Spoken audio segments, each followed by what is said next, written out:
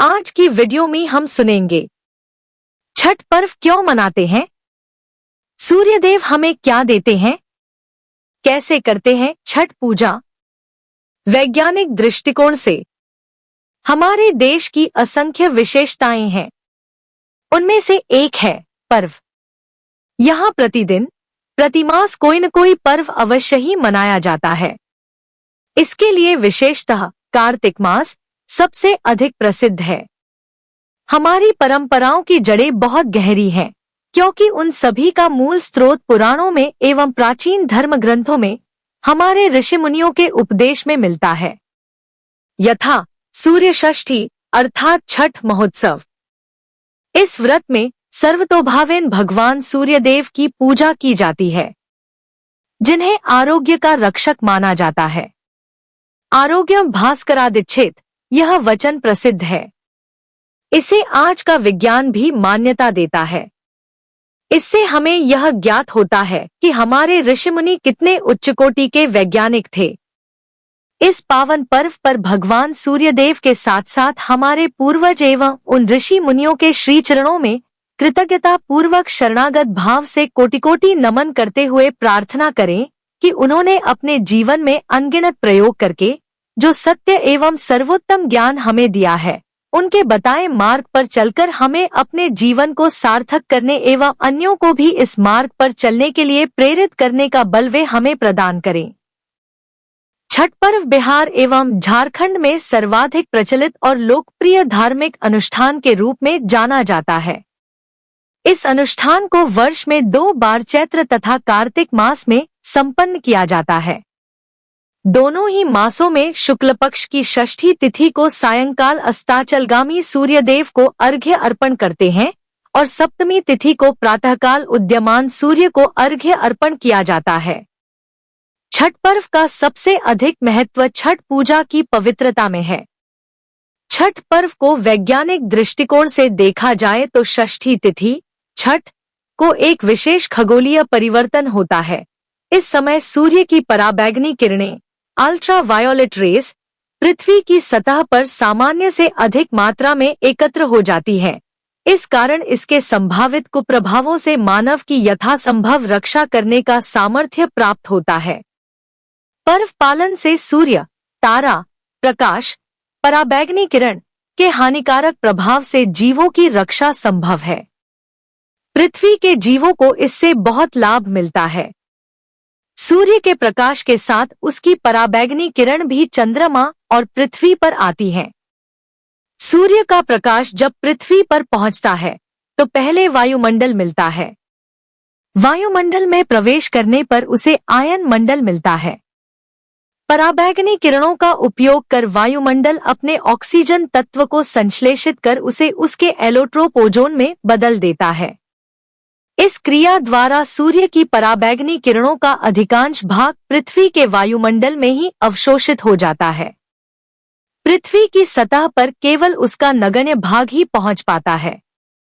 सामान्य अवस्था में पृथ्वी की सतह पर पहुंचने वाली पराबैंगनी किरण की मात्रा मनुष्यों या जीवों के सहन करने की सीमा में होती है। अतः सामान्य अवस्था में मनुष्यों पर उसका कोई विशेष हानिकारक प्रभाव नहीं पड़ता, बल्कि उस धूप द्वारा हानिकारक कीटाणु मर जाते हैं, जिससे मनुष्य या जीवन को लाभ होता है। छठ जैसी खगोलीय स्थिति चंद्रमा और पृथ्वी के भ्रमण तलों की समरेखा के दोनों छोरों पर सूर्य की पराबैंगनी किरणें कुछ चंद्र सतह से परावर्तित तथा कुछ गोलीय अपरावर्तित होती हुई पृथ्वी पर पुनः सामान्य से अधिक मात्रा में पहुंच जाती है। वायुमंडल के स्तरों से आवर्तित होती हुई सूर्यास्त तथा सूर्योदय को यह और भी सघन हो जाती है। ज्योतिषीय गणना के अनुसार यह घटना कार्तिक तथा चैत्र मास की अमावस्या के 6 दिन उपरांत आती है। ज्योतिषीय गणना पर आधारित होने के कारण इसका नाम और कुछ नहीं बल्कि छठ पर्व ही रखा गया है। इस व्रत में व्रती को 4 दिन एवं रात्रि स्वयं को कायिक, वाचिक तथा मानसिक रूप से पवित्र रखना होता है, तभी इसका फल मिलता है। वाक्संयम रखना पड़ता है। वाक्संयम में सत्य, प्रिय, मधुर, हित, मित एवं मांगल्यवाणी अंतर्भूत होती है। यह 4 दिन एवं रात्रि व्रती को केवल साधनारत रहना पड़ता है। वैसे तो यह पर्व विशेष रूप से स्त्रियों द्वारा ही मनाया जाता है, किंतु पुरुष भी इस पर्व को बड़े उत्साह से मनाते हैं। चतुर्थी तिथि को व्रती स्नान करके सात्विक भोजन ग्रहण करते हैं, जिसे बिहार की स्थानीय भाषा में नहाय खाए के नाम से जाना जाता है। पंचमी तिथि को पूरे दिन व्रत रखकर संध्या को प्रसाद ग्रहण किया जाता है। इसे खरना अथवा लोहंडा कहते हैं। षष्ठी तिथि के दिन संध्याकाल में नदी अथवा जलाशय के तट पर व्रती महिलाएं एवं पुरुष सूर्यास्त के समय अनेक प्रकार के पकवान एवं उस ऋतु में उपलब्ध को बांस के सूप में सजाकर सूर्य को दोनों हाथों से अर्घ्य अर्पित करते हैं। सप्तमी तिथि को प्रातः उगते हुए सूर्य को अर्घ्य देने के उपरांत प्रसाद ग्रहण किया जाता है। इसी दिन इस व्रत की समाप्ति भी होती है और व्रती भोजन करते हैं। किसी भी व्रत, पर्व, त्योहार तथा उत्सव मनाने के पीछे कोई न कोई कारण अवश्य ही रहता है। छठ पर्व मनाने के पीछे भी अनेकानेक पौराणिक तथा लोक कथाएं हैं, साथ में एक लंबा इतिहास भी है। भारत में सूर्योपासना की परंपरा वैदिक काल से ही रही है। वैदिक साहित्य में सूर्य को सर्वाधिक प्रत्यक्ष देव माना गया है। संध्योपासना रूप नित्य अवश्य करणीय कर्म में मुख्य रूप से भगवान सूर्य को अर्घ्य दिया जाता है। महाभारत में भी सूर्योपासना का सविस्तार वर्णन मिलता है। ब्रह्मवैवर्त पुराण के अनुसार सृष्टि की अधिष्ठात्री प्रकृति देवी का छठा अंश होने के कारण इस देवी का नाम षष्ठी देवी भी है। स्कंद पुराण के अनुसार कार्तिक स्वामी का स्कंद पालन पोषण 6 कृत्तिकाओं ने मिलकर किया था। इस कारण यह 6 कृत्तिकाएं अपने शिशु की रक्षा करें, इस भाव से उन सभी का एकत्रित पूजन किया जाता है। एक कारण के अनुसार सुकन्या च्यवन ऋषि की कथा कही जाती है। एक कथानुसार राजा प्रियव्रत की कथा कही जाती है। एक अन्य कथा अनुसार मगध सम्राट जरासंध के किसी पूर्वज राजा को कुष्ठरोग हो गया था। उन्हें कुष्ठरोग से मुक्त करने के लिए शाकलद्वीपी ब्राह्मण मगध में बुलाए गए तथा सूर्योपासना के माध्यम से उनके कुष्ठरोग को दूर करने में वे सफल हुए। सूर्य की उपासना से कुष्ठ जैसे कठिनतम रोग दूर होते देख मगध के नागरिक अत्यंत प्रभावित हुए और तब से वे भी श्रद्धा भक्ति पूर्वक इस व्रत को करने लगे। यह कहा जाता है कि मग लोग सूर्य उपासक थे। सूर्य की रश्मियों से चिकित्सा करने में वे बहुत ही निष्णात प्रवीण थे। उनके द्वारा राजा को कुष्ठरोग से मुक्ति देने से राजा ने उन्हें अपने राज्य में बसने को कहा। मग ब्राह्मणों से आवृत होने के कारण यह क्षेत्र मगध कहलाया। तभी से पूरी निष्ठा, श्रद्धा, भक्ति तथा नियम पूर्वक 4 दिवसीय सूर्योपासना के रूप में छठ पर्व की परंपरा प्रचलित हुई एवं उत्तरोत्तर समृद्धि होती गई। छठ पूजा में सूर्य को अर्घ्य देने के फायदे। षष्ठी तिथि को अस्तगामी सूर्य को अर्घ्य देने से सुख संपदा की भी प्राप्ति होती है। नौकरी में लाभ। सूर्य सत्ता के कारक ग्रह माने जाते हैं। जो जातक सरकारी क्षेत्र में काम करते हैं और उनको प्रमोशन मिलने में दिक्कतें आ रही हैं, उनको कार्तिक मास में सूर्य को जल और अर्घ्य देना चाहिए। न्याय पाने के लिए ज्योतिष शास्त्र के अनुसार सूर्य को विजय और प्रतिष्ठा का भी कारक भी माना गया है। जो व्यक्ति कोटक कचहरी के मामले में फंसे हुए हैं, उनको विजय पाने के लिए सूर्योपासना करना चाहिए। सफलता के लिए अगर जातक का सरकारी क्षेत्र में बहुत दिनों से कोई काम अटका हुआ है तो उनको सूर्य की पूजा करनी चाहिए। सूर्य छठ व्रत करना इस कार्य के लिए उत्तम माना गया है। आंखों को लाभ। सूर्य नेत्र के कारक माने गए हैं। नेत्र की ज्योति के लिए अस्तगामी सूर्य को अर्घ्य देना अच्छा माना गया है। साथ ही इससे चर्म रोग की परेशानी भी दूर होती है। ज्ञान और बुद्धि के लिए सूर्य का संबंध गायत्री माता से भी है और गायत्री माता बुद्धि और ज्ञान प्रदान करती है। सूर्य को अर्घ्य देने से बौद्धिक क्षमता विकसित होती है। स्वास्थ्य लाभ। आयुर्वेद के अनुसार कमर तक जल में प्रवेश करके सूर्य को देखते हुए अर्घ्य देने से अपच और दूसरे कई प्रकार के रोगों से रक्षा होती है। यही कारण है कि डूबते और उगते हुए दोनों समय सूर्य को अर्घ्य दिया जाता है। छठ की महत्ता को समझते हुए अब लोगों का रुझान इस व्रत की ओर है। व्रत एवं पर्वों की महत्ता समझते हुए हमारी संस्कृति के अनुरूप उनका पालन करें। ब्रह्मवैवर्त पुराण के प्रकृति खंड में बताया गया है कि सृष्टि की अधिष्ठात्री प्रकृति देवी के एक प्रमुख अंश को देवसेना कहा गया है। प्रकृति का छठा अंश होने के कारण इन देवी का एक प्रचलित नाम षष्ठी है। षष्ठी देवी को ब्रह्मा की मानसपुत्री भी कहा गया है। पुराणों में इन देवी का एक नाम कात्यायनी भी है। इनकी पूजा नवरात्र में षष्ठी तिथि को होती है। षष्ठी देवी को ही स्थानीय बोली में छठ मैया कहा गया है, जो संतानों को संतान देती हैं और सभी बालकों की रक्षा करती हैं। सूर्य की गिनती उन 5 प्रमुख देवी देवताओं में की जाती है जिनकी पूजा सबसे पहले करने का विधान है। पंचदेव में सूर्य के अलाव अन्य 4 हैं: गणेश, दुर्गा, शिव, विष्णु। शास्त्रों में भगवान सूर्य को गुरु भी कहा गया है। पवन पुत्र हनुमान ने सूर्य से ही शिक्षा पाई थी। श्री राम ने आदित्य हृदय स्तोत्र का पाठ कर सूर्य देवता को प्रसन्न करने के बाद ही रावण को अंतिम बाण मारा था और उस पर विजय पाई थी। श्री कृष्ण के पुत्र साम को कुष्ठ रोग हो गया था, तब उन्होंने सूर्य की उपासना करके ही रोग से मुक्ति पाई थी। सूर्य की पूजा वैदिक काल से काफी पहले से होती आई है। सूर्य की उपासना करने से मनुष्य को सभी तरह के रोगों से छुटकारा मिल जाता है। जो सूर्य की उपासना करते हैं वे दरिद्र, दुखी, शोकग्रस्त और अंधे नहीं होते। सूर्य सभी प्राणियों पर समान रूप से कृपा करते हैं। वे किसी तरह का भेदभाव नहीं करते। इस पूजा में वर्ण या जाति के आधार पर भेद नहीं है। इस पूजा के प्रति समाज के हर वर्ग जाति में गहरी श्रद्धा देखी जाती है। हर कोई मिलजुल कर साथ साथ इसमें शामिल होता है। सूर्य षष्ठी व्रत में लोग उगते हुए सूर्य की भी पूजा करते हैं, डूबते हुए सूर्य की भी उतनी ही श्रद्धा से पूजा करते हैं। इसमें कई तरह के संकेत छिपे हैं। ये पूरी दुनिया में भारत की आध्यात्मिक श्रेष्ठता को दिखाता है। घर परिवार में अपनी संतानों के प्रति जितना प्रेम और मोह रखते हैं, उतना ही प्रेम और आदर बड़े बुजुर्गों के प्रति भी रखना चाहिए। समाज में केवल संपन्न लोगों को ही आदर देने की जगह उन्हें भी आदर सम्मान देना चाहिए, जो किसी वजह से आज विपन्न और जरूरतमंद है। कई लोग मन्नत पूरी होने पर लेटते हुए भी घाट पर जाते हैं, उसे कष्टी सहना कहते हैं।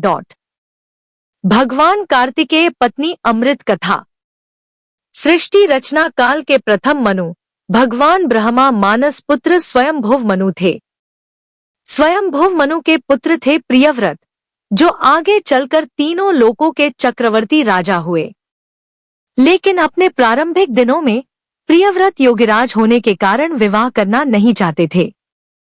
तपस्या में उनकी विशेष रुचि थी, परंतु ब्रह्मा जी की आज्ञा तथा सत्प्रयत्न के प्रभाव से उन्होंने विश्वकर्मा की पुत्री बहिर्ष्मति मालिनी से विवाह कर लिया। भगवान ब्रह्मा जी ने भी बहिर्ष्मति को अपनी मानस पुत्री का पद व गरिमा प्रदान की। विवाह के पश्चात सुदीर्घकाल तक राजा प्रियव्रत व बहिर्ष्मति को कोई भी संतान नहीं हुई। तब महर्षि कश्यप ने उनसे पुत्र कामेष्ठ यज्ञ कराया। मुनि ने उन्हें चरु खीर प्रदान किया। चरुभक्षण करने के पश्चात रानी बहिर्ष्मति गर्भवती हो गई। तत्पश्चात सुवर्ण के समान प्रभा वाले एक कुमार की उत्पत्ति हुई, परंतु संपूर्ण अंगों से संपन्न वह कुमार मृतप्राय सा उत्पन्न हुआ था। उसकी आंखें बंद हो चुकी थी। उसे देखकर समस्त नारियां तथा बांधवों की स्त्रियां भी रो पड़ी। पुत्र के असह्य शोक के कारण माता को मूर्छा आ गई। राजा प्रियव्रत उस मृत बालक को लेकर शमशान में गए और उस एकांत भूमि में पुत्र को छाती से चिपकाकर आंखों से आंसुओं की धारा बहाने लगे। इतने में उन्हें वहां एक दिव्य विमान दिखाई पड़ा। शुद्ध स्फटिकमणि के समान चमकने वाला वह विमान अमूल्य रत्नों से बना था। तेज से जगमगाते हुए उस विमान की रेशमी वस्त्रों से अनुपम शोभा हो रही थी। वह अनेक प्रकार के अद्भुत चित्रों से विभूषित तथा पुष्पों की माला से सुसज्जित था। उसी पर बैठी हुई मन को मुग्ध करने वाली एक परम सुंदरी देवी को राजा प्रियव्रत ने देखा। श्वेत चंपा के फूल के समान उनका उज्ज्वल वर्ण था। सदा सुस्थिर तारुण्य से शोभा पाने वाली वे देवी मुस्कुरा रही थी। उनके मुख पर प्रसन्नता छाई थी। रत्नमय आभूषण उनकी छवि बढ़ा रहे थे। योगशास्त्र में पारंगत वे देवी भक्तों पर अनुग्रह करने के लिए आतुर थी। ऐसा जान पड़ता था मानो वे मूर्तिमती कृपा ही हों। उन्हें सामने विराजमान देखकर राजा ने बालक को भूमि पर रख दिया और बड़े आदर के साथ उनकी पूजा और स्तुति की। उस समय वे स्कंद भगवान कार्तिकेय की संगिनी प्रिया देवी षष्ठी अपने तेज से देदीप्यमान थी। उनका शांत विग्रह ग्रीष्मकालीन सूर्य के समान चमचमा रहा था। उन्हें प्रसन्न देखकर राजा ने पूछा, सुशोभने, कांते, सुव्रते, वरारोहे, आप कौन हैं? आपके राजाधीश कौन है और आप किनकी कन्या हैं? आप स्त्रियों में धन्यवाद एवं आदर की पात्र हैं। जगत को मंगल प्रदान करने में प्रवीण तथा देवताओं को रण में सहायता पहुंचाने वाली वे भगवती देवसेना थीं। पूर्व समय में देवता दैत्यों से परास्त हो चुके थे। इन देवी ने स्वयं सेना बनकर और देवताओं का पक्ष लेकर युद्ध किया था। इनकी कृपा से देवता विजय हो गए थे। अतएव इनका नाम देवसेना पड़ गया। महाराज प्रियव्रत की बात सुनकर ये उनसे कहने लगी, राजन, मैं ब्रह्मा की मानसी कन्या हूँ। जगत पर शासन करने वाली मुझ देवी का नाम देवसेना है। विधाता ने मुझे उत्पन्न करके स्वामी कार्तिकेय को सौंप दिया है। मैं संपूर्ण मातृकाओं में प्रसिद्ध हूँ। स्कंद की पतिव्रता पत्नी होने का गौरव मुझे प्राप्त है। भगवती मूल प्रकृति के छठे अंश से प्रकट होने के कारण विश्व में देवी षष्ठी नाम से मेरी प्रसिद्धि है। मेरे प्रसाद से पुत्रहीन व्यक्ति सुयोग्य पुत्र, प्रियाहीन जन प्रिया, दरिद्री धन तथा कर्मशील पुरुष कर्मों के उत्तम फल प्राप्त कर लेते हैं। राजन, सुख, दुख, भय, शोक, दर्श, मंगल, संपत्ति और विपत्ति ये सब कर्म के अनुसार होते हैं। अपने ही कर्म के प्रभाव से पुरुष अनेक पुत्रों का पिता होता है और कुछ लोग पुत्रहीन भी होते हैं। किसी को मरा हुआ पुत्र होता है और किसी को दीर्घजीवी, यह कर्म का ही फल है।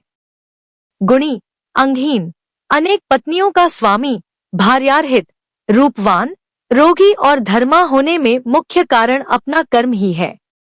कर्म के अनुसार व्याधि होती है और पुरुष आरोग्यवान भी हो जाता है। अतएव राजन, कर्म सबसे बलवान है, यह बात श्रुति में कही गई है।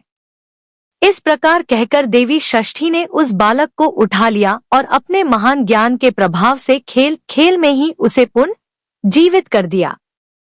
अब राजा ने देखा तो सुवर्ण के समान प्रभा वाला वह बालक हंस रहा था। अभी महाराज प्रियव्रत उस बालक की ओर देख ही रहे थे कि देवी देवसेना उस बालक को लेकर आकाश में जाने को तैयार हो गई। यह देख राजा के कंठ, ओष्ठ और तालु सूख गए। उन्होंने पुनः देवी की स्तुति की। तब संतुष्ट हुई देवी ने राजा से वेदोक्त वचन कहा, तुम स्वयंभुव मनु के पुत्र हो। त्रिलोकों में तुम्हारा शासन चलता है।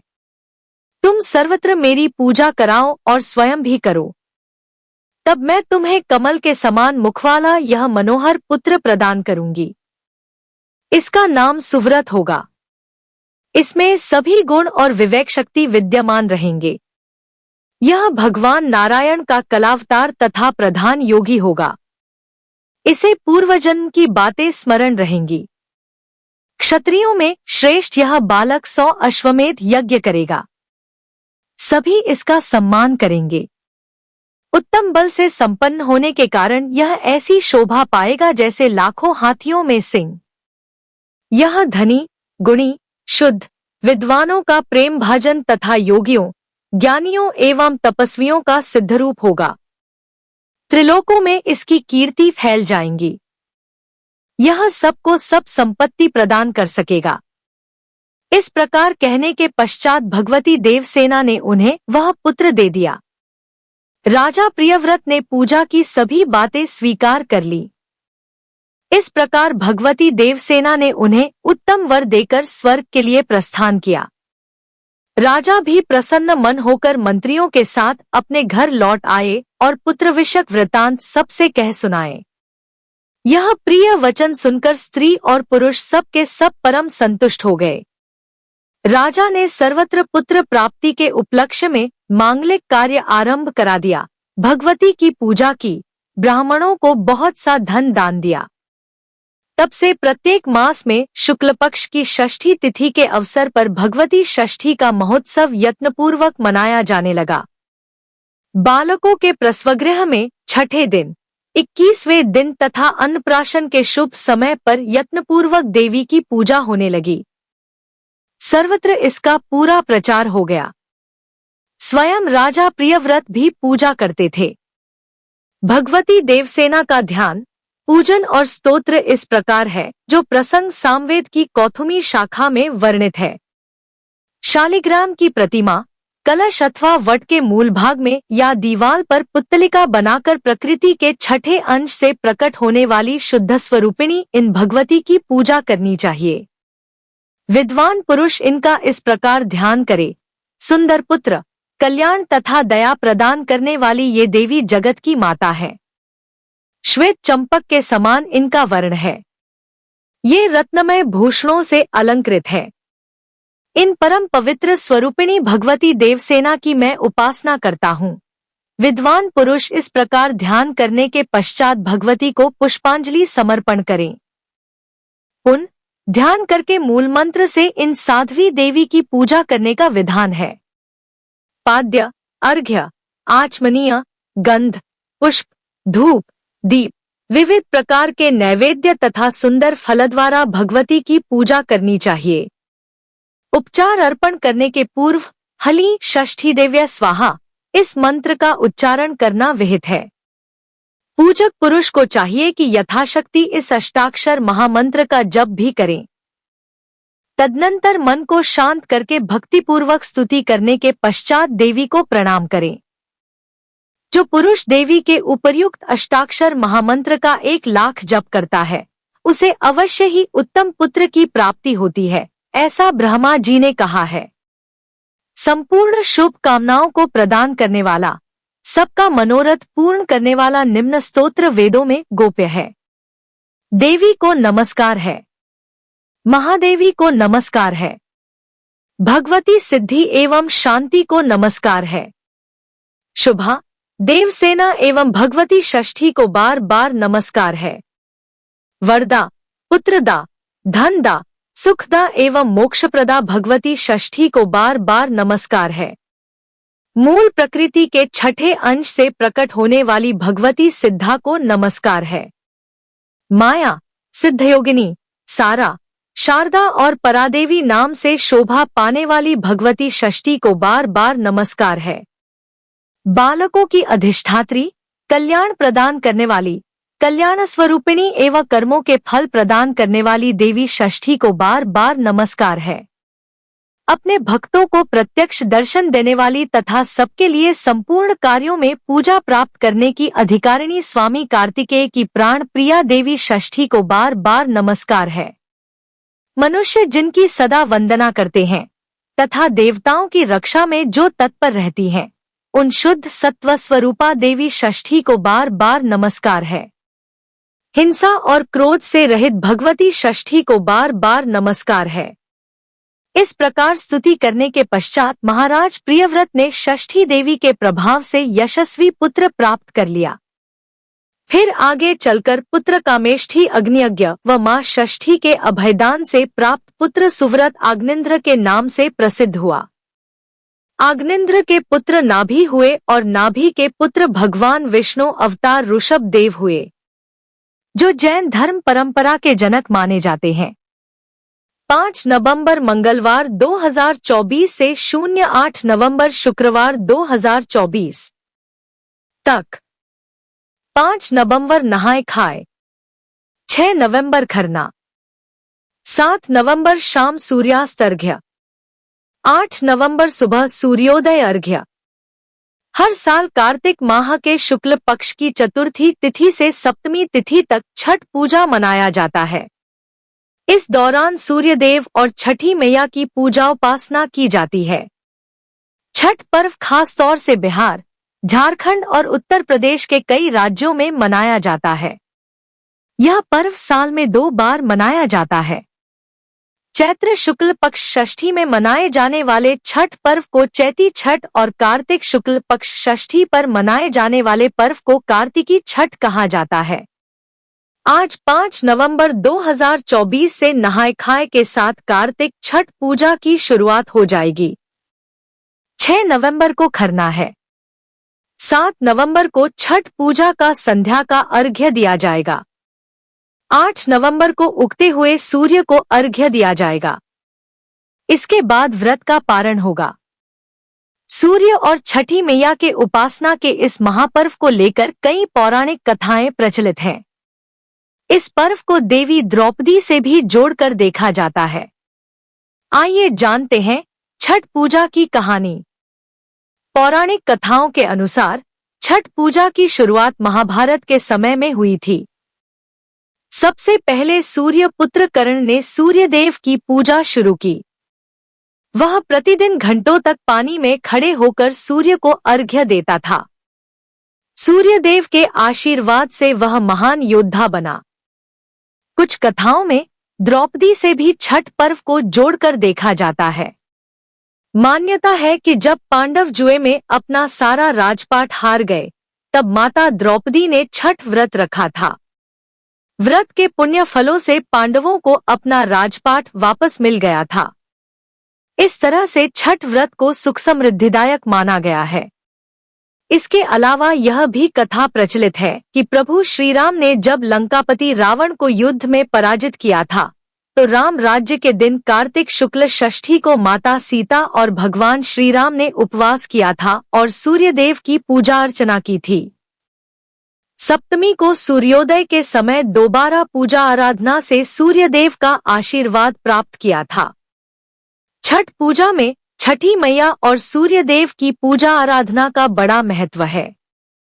छठी मैया सूर्यदेव की बहन है, इसलिए छठी मैया को प्रसन्न करने के लिए सूर्यदेव की पूजा अर्चना की जाती है। इस पर्व से एक दिन पहले घर की साफ सफाई की जाती है। 4 दिनों तक सात्विक भोजन किया जाता है। पहले दिन खरना होता है। दूसरे दिन सूर्य को संध्या अर्घ्य दिया जाता है और चौथे दिन सुबह उगते हुए सूर्य को जल देते हैं। धार्मिक मान्यता है कि छठ व्रत करने से घर में धन, सुख समृद्धि और संपन्नता बनी रहती है। संतान सुख की प्राप्ति के लिए भी यह व्रत किया जाता है।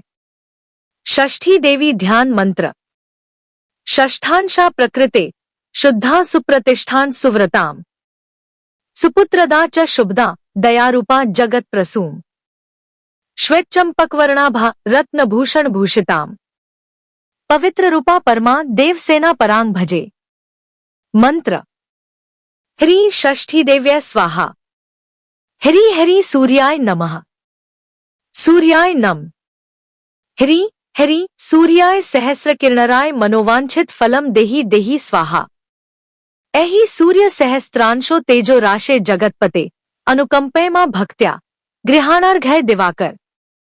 ह्री घृण्यः सूर्य आदित्यः क्ली। घृणी सूर्याय नम। घृणी सूर्य आदित्य। षष्ठी देवी का पवित्र स्तोत्र छठ महापर्व के पारण में अवश्य पढ़ना चाहिए। भगवती षष्ठी देवी शिशुओं की अधिष्ठात्री देवी है। जिन्हें संतान नहीं होती उन्हें यह संतान देती है, संतान को दीर्घायु प्रदान करती है। बच्चों की रक्षा करना भी इनका स्वाभाविक गुण धर्म है। मूल प्रकृति के छठे अंश से यह प्रकट हुई हैं, तभी इनका नाम षष्ठी देवी पड़ा है। यह ब्रह्मा जी की मानसपुत्री है और कार्तिकेय की प्राणप्रिया है। यह देवसेना के नाम से भी जानी जाती है। इन्हें विष्णुमाया तथा बालदा अर्थात पुत्र देने वाली भी कहा गया है। भगवती षष्ठी देवी अपने योग के प्रभाव से शिशुओं के पास सदा वृद्धमाता के रूप में अप्रत्यक्ष रूप से विद्यमान रहती हैं। वह उनकी रक्षा करने के साथ उनका भरण पोषण भी करती है। बच्चों को स्वप्न में कभी रुलाती है, कभी हंसाती है, कभी खिलाती है तो कभी दुलार करती है। कहा जाता है कि जन्म के छठे दिन जो छठी मनाई जाती है वो इन्हीं षष्ठी देवी की पूजा की जाती है।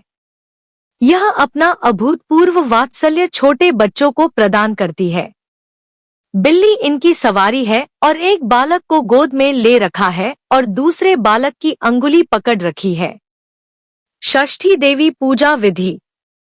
जिन दंपतियों को संतान प्राप्त होने में बाधा आती है उन्हें रोज इस षष्ठी स्तोत्र का पाठ करना चाहिए। संतान के इच्छुक दंपति को शालिग्राम शिला, कलश, वटवृक्ष का मूल अथवा दीवार पर लाल चंदन से षष्ठी देवी की आकृति बनाकर उनका पूजन नित्य प्रतिदिन करना चाहिए। सबसे पहले देवी का ध्यान निम्न मंत्र के द्वारा करें। षष्ठांशा प्रकृते शुद्धा सुप्रतिष्ठान सुव्रताम सुपुत्रदा च शुभदा दयारूपा जगत प्रसूम श्वेतचंपकवर्णाभा रत्नभूषण भूषिताम पवित्र रूपा परमा देवसेना परांग भजे। ध्यान के बाद हरि षष्ठी देव्य स्वाहा इस अष्टाक्षर मंत्र से आवाहन, पाद्य, अर्घ्य, आचमन, स्नान, वस्त्राभूषण, पुष्प, धूप, दीप तथा नैवेद्यादि उपचारों से देवी का पूजन करना चाहिए। इसके साथ ही देवी के इस अष्टाक्षर मंत्र का यथाशक्ति जप करना चाहिए। देवी के पूजन तथा जप के बाद षष्ठी देवी स्तोत्र का पाठ श्रद्धापूर्वक करना चाहिए। इसके पाठ से निसंदेह संतान की प्राप्ति होगी। सूर्य को अर्घ्य देने की विधि। बांस की टोकरी में उपरोक्त सामग्री रखें। सूर्य को अर्घ्य देते समय सारा प्रसाद सूप में रखें और सूप में ही दीपक जलाएं। फिर नदी में उतरकर सूर्य देव को अर्घ्य दें। पहला दिन नहाए खाए। पहला दिन कार्तिक शुक्ल चतुर्थी नहाए खाए के रूप में मनाया जाता है। सबसे पहले घर की सफाई कर उसे पवित्र बना लिया जाता है। इसके पश्चात छठव्रती स्नान कर पवित्र तरीके से बने शुद्ध शाकाहारी भोजन ग्रहण कर व्रत की शुरुआत करते हैं। घर के सभी सदस्य व्रती के भोजनोपरांत ही भोजन ग्रहण करते हैं। भोजन के रूप में कद्दू दाल और चावल ग्रहण किया जाता है। यह दाल चने की होती है। दूसरे दिन लोहंडा और खरना। दूसरे दिन कार्तिक शुक्ल पंचमी को व्रतधारी दिन भर का उपवास रखने के बाद शाम को भोजन करते हैं। इसे खरना कहा जाता है। खरना का प्रसाद लेने के लिए आसपास के सभी लोगों को निमंत्रित किया जाता है। प्रसाद के रूप में गन्ने के रस में बने हुए चावल की खीर के साथ दूध, चावल का पिट्ठा और घी चुपड़ी रोटी बनाई जाती है। इसमें नमक या चीनी का उपयोग नहीं किया जाता है। इस दौरान पूरे घर की स्वच्छता का विशेष ध्यान रखा जाता है। तीसरे दिन संध्या अर्घ्य। तीसरे दिन कार्तिक शुक्ल षष्ठी को दिन में छठ प्रसाद बनाया जाता है। प्रसाद के रूप में ठेकुआ, जिसे कुछ क्षेत्रों में टिकरी भी कहते हैं, के अलावा चावल के लड्डू, जिसे लड़ुआ भी कहा जाता है, बनाते हैं। इसके अलावा चढ़ावा के रूप में लाया गया सांचा और फल भी छठ प्रसाद के रूप में शामिल होता है। शाम को पूरी तैयारी और व्यवस्था कर बांस की टोकरी में अर्घ्य का सूप सजाया जाता है और व्रती के साथ परिवार तथा पड़ोस के सारे लोग अस्ताचलगामी सूर्य को अर्घ्य देने घाट की ओर चल पड़ते हैं। सभी छठव्रती एक नियत तालाब या नदी किनारे इकट्ठा होकर सामूहिक रूप से अर्घ्य दान संपन्न करते हैं। सूर्य को जल और दूध का अर्घ्य दिया जाता है तथा छठी मैया की प्रसाद भरे सूप से पूजा की जाती है। इस दौरान कुछ घंटे के लिए मेले का दृश्य बन जाता है। चौथा दिन उषा अर्घ्य। चौथे दिन कार्तिक शुक्ल सप्तमी की सुबह उदीयमान सूर्य को अर्घ्य दिया जाता है। व्रती वहीं पुनः इकट्ठा होते हैं जहां उन्होंने शाम को अर्घ्य दिया था। पुनः पिछले शाम की प्रक्रिया की पुनरावृत्ति होती है। अंत में व्रती कच्चे दूध का शरबत पीकर तथा थोड़ा प्रसाद खाकर व्रत पूर्ण करते हैं। छठ पूजा अर्घ्य मंत्र समय। सूर्य देवम नमस्तेस्तु ग्रहाण करुणाकरं। अर्घ्य च फलं संयुक्त गंध माल्याक्षते युतम। पहला दिन मंगलवार 05 नवंबर नहाय खाए दिन शुक्रवार को छठ पूजा का प्रथम दिन है।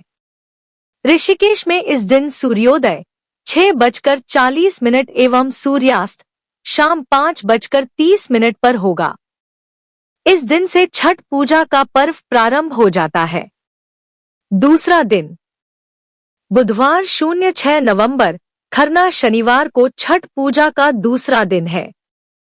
इस दिन सूर्योदय से सूर्यास्त लेकर सूर्यास्त तक अन्न और जल दोनों का त्याग करके उपवास किया जाता है।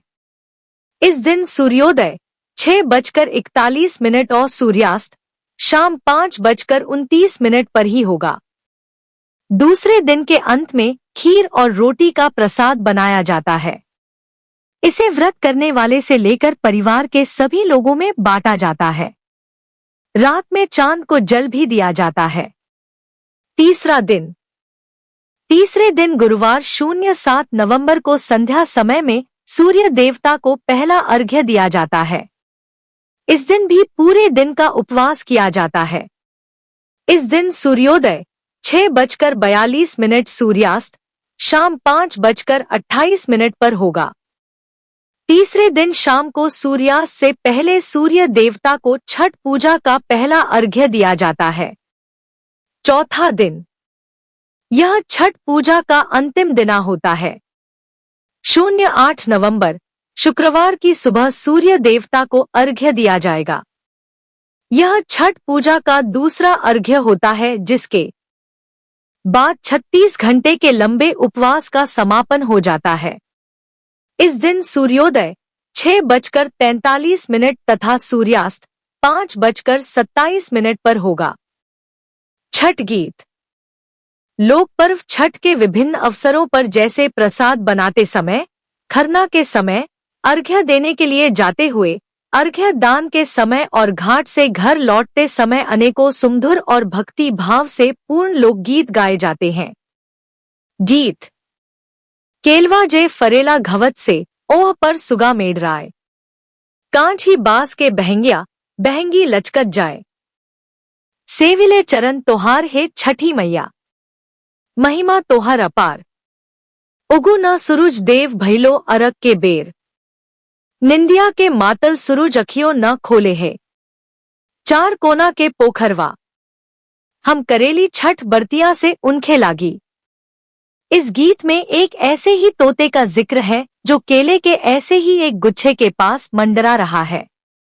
तोते को डराया जाता है कि अगर तुम इस पर चोंच मारोगे तो तुम्हारी शिकायत भगवान सूर्य से कर दी जाएगी, जो तुम्हें माफ नहीं करेंगे।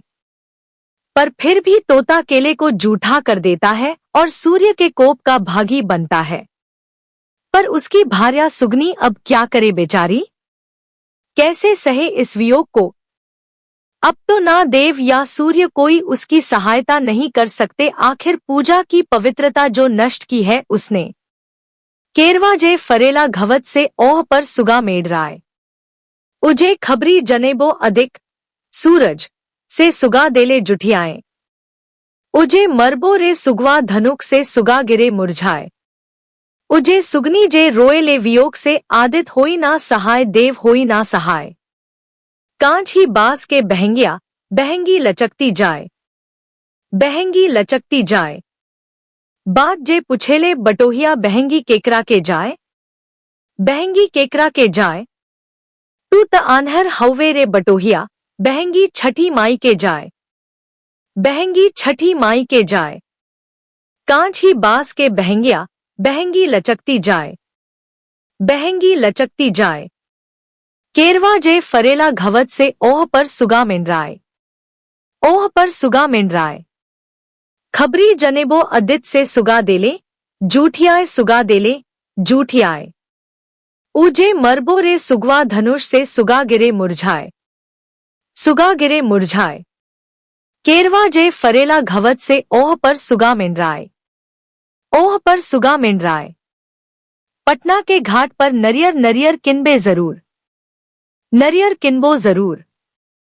हाजीपुर से केरवा मंगाई के अरग देबे जरूर। अरग देबे जरूर। आदित मनाएब छठ परबिया बर मंगबे जरूर। बर मंगबे जरूर। पटना के घाट पर नरियर नरियर किनबे जरूर। नरियर किनबो जरूर। 5 पुत्र अंधन लक्ष्मी, लक्ष्मी मंगबे जरूर। लक्ष्मी मंगबे जरूर।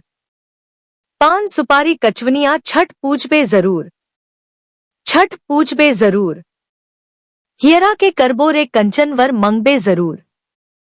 वर मंगबे जरूर। 5 पुत्र अंधन लक्ष्मी, लक्ष्मी मंगबे जरूर। लक्ष्मी मंगबे जरूर। पुआ पकवान कचवनिया सूपवा भरबे जरूर। सूपवा भरबे जरूर। फर फूल भरबे दौरिया सेनुरा टिकबे जरूर। सेनुरा टिकबे जरूर। ओहवे जे बाड़ी छठी मैया आदित रिझबे जरूर। आदित रिझबे जरूर। कांच ही बास के बहंगिया, बहंगी लचकती जाय। बहंगी लचकती जाय। बात जे पुछेले बटोहिया बहंगी केकरा के जाय। बहंगी केकरा के जाय। तू त आन्हर हवे रे बटोहिया, बहंगी छठी माई के जाय। बहंगी छठी माई के जाय।